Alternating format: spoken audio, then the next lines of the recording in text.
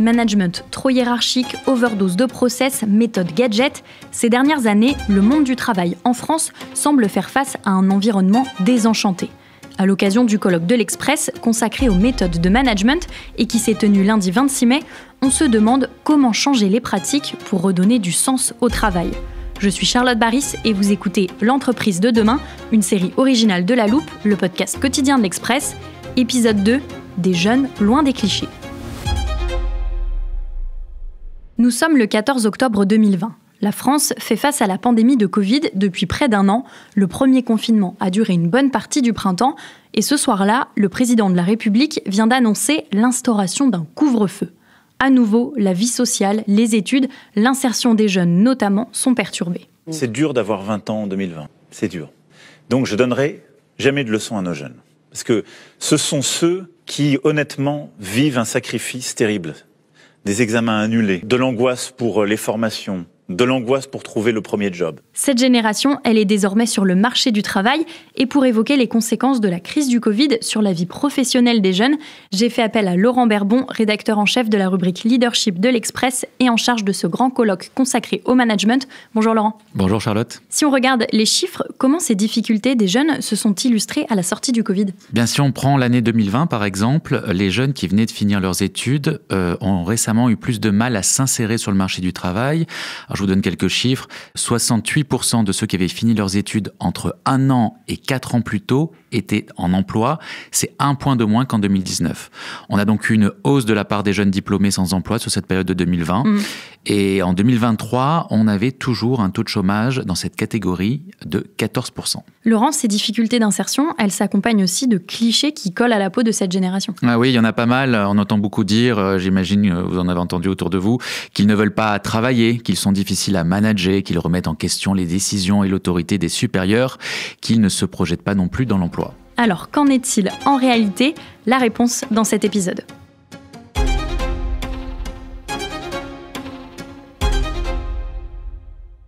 Pour répondre, il faut comprendre ce qu'attendent vraiment les jeunes du travail. Adrien Ledoux, président-directeur de la plateforme de recrutement Job Teaser, s'intéresse justement à ce sujet. Bonjour Adrien Ledoux et merci d'être avec nous. Bonjour, c'est un plaisir. Via votre observatoire appelé le Gen Z Lab, vous avez mené des études dans de nombreuses universités et écoles françaises. Alors, au-delà des clichés, que répondent vraiment les jeunes quand on les interroge sur leur vision du travail ? Alors les jeunes, ils ont une attente assez précise du travail et qui est peut-être un peu différente des générations précédentes. Dans les critères importants pour eux, surtout avant de commencer, parce qu'il y a une différence entre avant de commencer et puis après, une fois que ça a démarré. L'environnement de travail est très important, notamment le fait qu'il y ait de la bienveillance au travail, c'est quelque chose qui revient beaucoup. L'importance de la relation aux collègues, c'est le deuxième critère le plus important. Et après, il y a l'équilibre, ça on le sait, vie professionnelle, vie privée, qui est un critère déterminant et s'ils ne le trouvent pas, ça ne va pas être suffisant pour eux pour s'engager. Et ce qui est intéressant, c'est que ces critères, ils évoluent une fois qu'ils sont en poste. Et là, une fois qu'ils ont démarré, c'est le salaire qui devient le numéro 1 et tous les autres redescendent un peu. Et une fois qu'ils sont en poste, ce qui devient important, c'est la diversité des missions, parce qu'ils peuvent s'ennuyer un peu vite, donc ils ont besoin d'être challengés. Et ils ont une grosse attente de transparence aussi dans la communication de l'entreprise. C'est-à-dire que l'entreprise, ils ont une attente, comme ils sont habitués à ça, un discours très direct. Et quel est leur rapport au travail en lui-même ? Alors ça, c'est vrai que c'est important parce qu'on entend beaucoup qui ne veulent plus travailler. Voilà, ça c'est une des étiquettes qu'on colle à cette nouvelle génération. Alors, pour bien la définir, cette génération, c'est effectivement ceux qui sont nés à partir de 95 à peu près jusqu'à 2010. C'est important de réaliser que cette génération Z, d'ici 5 ans, représentera 1/3 des ressources en entreprise. Donc, ça veut dire que c'est un sujet qui devient important parce que ça va devenir une part significative des effectifs. Et donc, clairement, le travail, en fait, contrairement à l'étiquette, est très important pour eux. D'après l'étude qu'on a faite, ils sont 94% à dire que le travail est un facteur clé d'épanouissement pour eux. Voilà. Donc on voit bien que c'est loin de l'image qu'on peut en avoir. Et ce qui est super intéressant, c'est que c'est plus que les autres générations, qui leur reprochent de ne pas vouloir travailler. Donc, et pour eux, ça veut dire que c'est vachement important. Simplement, ils veulent travailler différemment. C'est-à-dire qu'ils ne veulent pas moins travailler, mais ils veulent mieux travailler. C'est une autre approche. Dans vos études, est-ce que vous constatez ce qu'on entend souvent, c'est que les jeunes ne veulent plus être managers ? Alors là-dessus, il y a une forme de paradoxe parce que d'un côté, ils ont très envie d'avoir de l'horizontalité, c'est-à-dire qu'ils n'aiment pas le rapport trop hiérarchique. Ils attendent un accès, une proximité avec leur manager. Ils ont besoin de ça parce que s'ils ne comprennent pas le sens de leur travail, s'ils ne comprennent pas pourquoi ils le font, là, ils se démotivent et se désengagent. D'ailleurs, il y a une confusion parce qu'on dit souvent ils sont désengagés, mais en fait, ils arrivent très ambitieux et ils sont un petit peu déçus par les missions qu'on leur confie, parce qu'ils attendent que tout aille très vite, et là, ils deviennent démotivés. Mais le paradoxe, c'est qu'en même temps, ils sont très ambitieux. Donc il y a un côté, ils veulent que ça soit horizontal, on pourrait se dire, donc ils ne veulent pas forcément devenir manager, ce qu'ils veulent, c'est de la proximité. Mais en même temps, ils veulent avoir de l'impact, donc ils sont très ambitieux, et ils veulent monter verticalement, assez vite, pour avoir de l'impact. Donc, monter verticalement, ça ne veut pas forcément toujours dire manager, mais quand même, ça peut être une façon de devenir. Donc, il y a un peu ces deux effets qui jouent, qui peuvent être un peu contradictoires. À la fois l'horizontalité, parce que je veux avoir de l'impact et je ne veux pas une relation trop hiérarchique, mais en même temps, j'ai de l'ambition et je veux monter vite. Dans vos études, vous évoquez aussi une différence entre ces générations. Dès le recrutement, les jeunes postulent très différemment. Alors, ça, c'est sûr qu'en ce moment, notamment avec l'IA, ils ont une possibilité de postuler qui est beaucoup plus simple qu'avant. Et on voit le recours à des outils qui leur permet en un clic de postuler un peu partout. Et demain, c'est assez simple d'imaginer qu'il y aura des agents IA qui postuleront pour eux. Donc là, ils pourront dire, voilà mes critères, ça commence déjà d'ailleurs, postule pour moi. Voilà. Et ça, c'est un premier élément qui change. Le deuxième élément qui change, c'est qu'ils sont très impatients sur le processus de recrutement. Et donc, si le process dure trop longtemps, ils vont s'arrêter. Voilà. Il faut que ça dure 2 semaines maximum à peu près. Alors que certaines entreprises, c'est 3 mois. Donc là, il peut y avoir une forme de décalage. Et après, c'est sûr que côté entreprise, ça veut dire qu'il y a beaucoup plus de candidats qu'avant. Et ça peut être un peu perturbant pour l'entreprise. Avant, elle cherchait à avoir beaucoup de candidats, et donc elle facilitait le fait de postuler. Maintenant, c'est un peu l'inverse. Puisque les candidats ont des nouveaux comportements qui postulent un peu partout, et qu'il y a un rapport parfois plus transactionnel, puisqu'ils restent moins longtemps, 18 mois parfois, même 12 mois pour les profils universitaires, c'est moins engageant finalement de rejoindre une entreprise. Donc je postule un peu partout, c'est moins un geste fort quelque part de postuler. Et l'entreprise, elle se retrouve inondée de candidats et elle doit gérer un flux qui est énorme. Et elle souhaite pas, pour des raisons éthiques, utiliser l'IA pour trier, mais il faut trouver une solution pour gérer ce flux. C'est un vrai sujet pour l'avenir. Vous évoquez le fait qu'il reste moins longtemps. Ça, justement, on n'en a pas parlé. Cette génération cherche des contrats un petit peu différents de la génération précédente. Oui, ça, c'est aussi un des grands marqueurs. C'est une génération, alors justement, le cliché qui revient, c'est volatile, infidèle, il reste pas longtemps, etc. Les profils universitaires restent même 12 mois, donc c'est encore moins. Et effectivement, c'est notamment, si on revient au point tout à l'heure, lié à l'incertitude. Comme le monde change, comme les métiers changent et disparaissent, je préfère pas m'engager. C'est une génération qui est assez anxieuse. Les niveaux de soucis de santé mentale explosent, malheureusement, sans doute liés à l'hyperconnectivité, les réseaux sociaux, la comparaison sociale.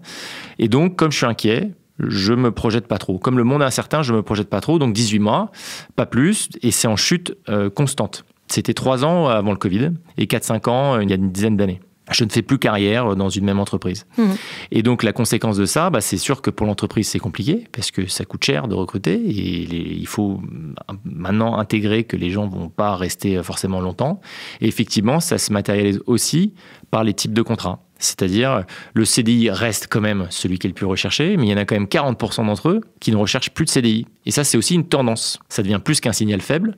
Je vais chercher des gradués de programme, des CDD, des VIE, ou faire du freelancing ou l'auto-entrepreneuriat, parce que ça s'attache à cette notion de liberté qui est importante dans le cadre de travail, dans les horaires, mais aussi dans mon contrat, qui fait que je suis plus dépendant d'une entreprise. Et ça, c'est quelque chose, effectivement, qui est une grande tendance qu'on voit. Pourquoi on a justement ce décalage entre la perception et la réalité de ce qu'ils disent sur le travail ? Je pense que c'est une différence de rapport au travail, en fait. C'est-à-dire que nous, on juge, en tout cas, moi qui fais partie plutôt de la génération Y, on juge avec notre propre grille de lecture et on ne comprend pas parce qu'on dit, tiens, c'est une génération qui a l'air impatiente, qui n'a pas l'air motivée, qui a l'air désengagée.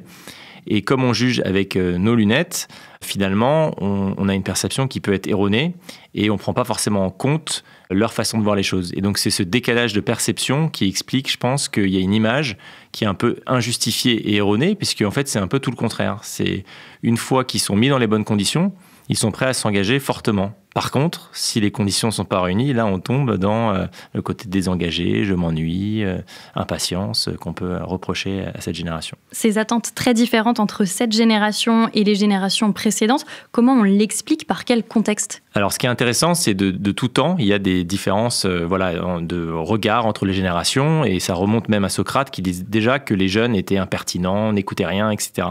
Et en fait, c'est pas tant parce qu'ils sont jeunes, c'est parce qu'ils évoluent dans un contexte qui est radicalement différent. Et ça, c'est important parce que c'est à plusieurs niveaux. C'est ça qui explique les différences entre générations, plus que des facteurs qui sont inhérents ou innés à ces générations-là.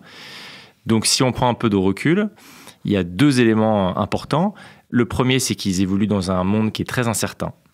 Peut-être plus incertain que jamais, parce qu'il y a des crises économiques en ce moment, des crises sanitaires il y a peu de temps, crises environnementales, politiques. Donc, c'est pas fait quand même pour les rassurer.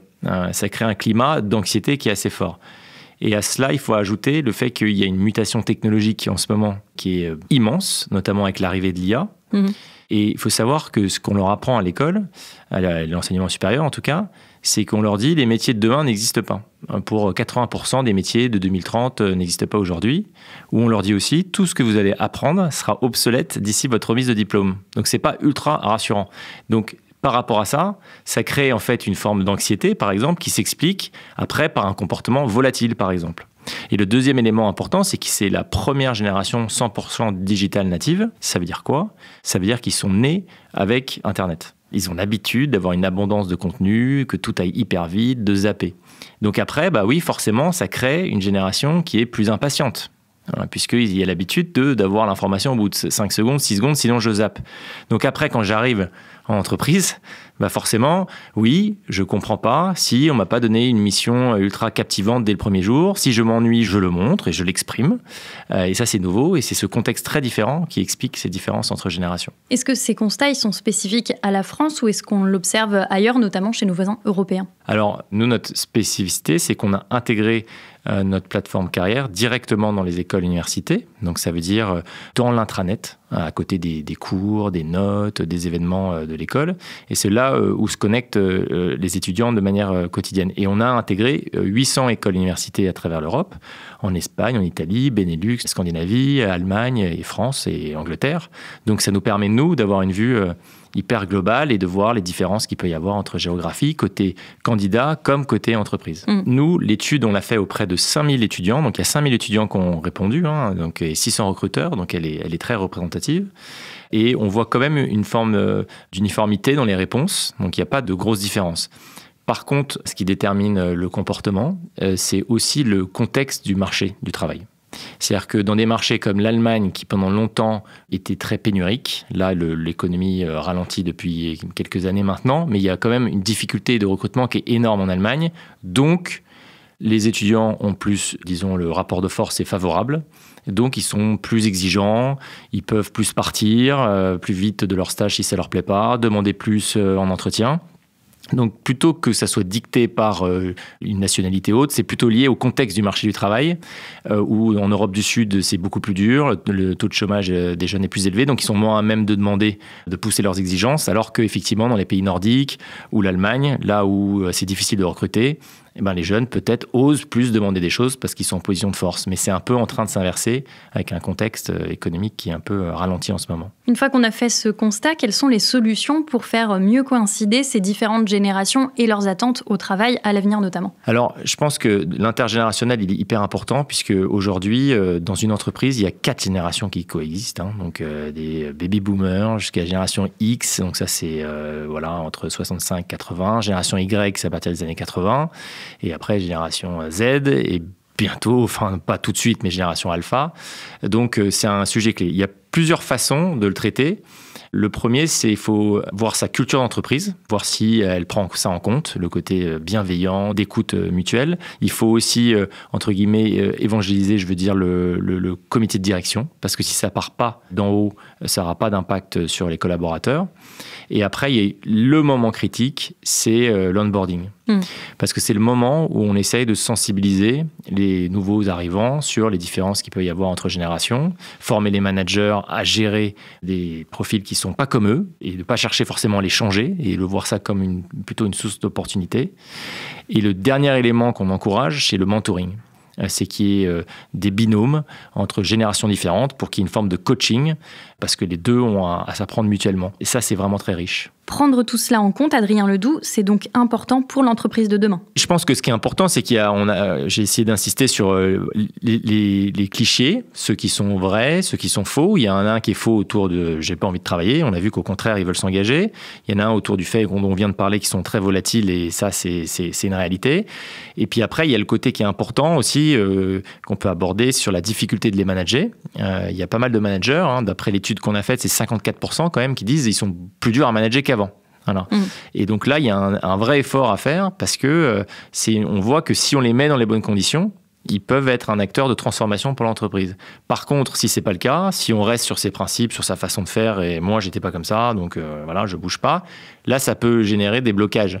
Donc, je pense que le message principal, c'est que c'est une opportunité, cette génération, parce qu'elle est ambitieuse, en fait. Elle a envie de changer, elle a envie d'avoir de l'impact, et elle se ferme un peu quand on lui donne pas l'opportunité. Et avec l'arrivée de l'IA, donc j'insiste là-dessus, c'est peut-être le moment, puisque l'IA va pouvoir faire plein de choses qu'on leur confie aujourd'hui, qui est un peu parfois ennuyeux, répétitif, c'est peut-être le moment de leur faire plus confiance, leur donner plus de responsabilités, parce que là, ils peuvent avoir un impact et construire l'entreprise de demain. Merci beaucoup Adrien Ledoux pour votre analyse. Merci beaucoup. Chers auditeurs, si ces thématiques vous intéressent, le replay du colloque est disponible sur la chaîne YouTube de l'Express. Vous pouvez également lire sur notre site les articles et interviews de Laurent Berbon, rédacteur en chef de la rubrique Leadership. Cette série se poursuit demain pour un dernier épisode enregistré lors du colloque de l'Express au théâtre Marigny à Paris. Pour ne pas le rater, pensez à suivre La Loupe sur n'importe quelle plateforme d'écoute comme Spotify ou Castbox. L'entreprise de demain est une série originale de La Loupe, le podcast quotidien de l'Express, réalisé par Jules Cros.